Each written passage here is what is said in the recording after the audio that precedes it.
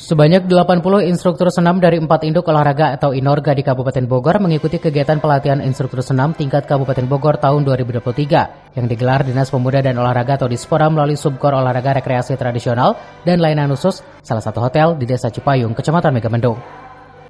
Adapun 4 Inorga yang ikut dalam pelatihan instruktur senam kali ini diantaranya Asosiasi Senam Kebugaran Indonesia atau ASKI, Federasi Olahraga Kreasi Budaya Indonesia atau FOKBI, Asosiasi Instruktur Aerobik dan Fitness Indonesia ASIAFI dan Kebugaran Lansia Pralansia Indonesia KLPI.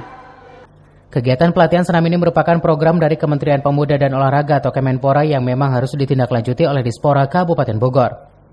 Materinya kan satu itu programnya Kemenpora, SKJ Pelajar. Yang kedua, SPJJ Senam Bugar Jabar Juara volume kedua. Yang ketiga, Bogor Senam Bogor Bugar. Jadi ada 3 materi nanti yang disampaikan oleh para instruktur. Dari instrukturnya juga dari 4 Inorga itu. Gitu, ada 16 Inorga. Dari Megamendung, Cepi Suryadi melaporkan.